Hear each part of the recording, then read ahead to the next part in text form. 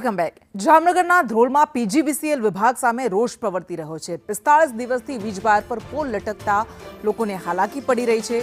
PGVCL દ્વારા pole ન બદલ્યાનો ખેડૂતોએ આક્ષેપ કર્યો છે। ખેતરમાં આખલા બાખડતા વીજ પોલ તૂટી ગયો હતો અને ખેતરોમાં ખેડૂત જીવના જોખમે કામ કરી રહ્યા છે। તો ધ્રોલ પીજીવીસીએલની આ ઘોર બેદરકારી સામે આવી છે। આ જીબીનો થાંભલો પડામાં ભાંગી ગયેલો છે। ખૂટિયા બાંધતા કોઈ ઉભો કરવા આવતું નથી। 2 વાર અરજી કરી છે અને જાનહાની છે। ટીવી પંખા બધું ભરી જાય છે શોર્ટ થઈને અને આ જવાબદારી પીજીવીસીએલની છે। કોઈ પણ વસ્તુ કાંઈ થાય તો જાનહાની બવડની છે। અહીંયા કેરું છે અને શાકભાજી વાવેલી છે। મજૂરો રહે છે અને વાડી વિસ્તાર વાળા રહે છે। બધા કામ કોઈ કરી નથી આપતું। આ ફીડરની અંદર લગભગ 200 ઘર રેસિડન્ટ આવેલા છે અને 101 કનેક્શન એજીના આવેલા છે।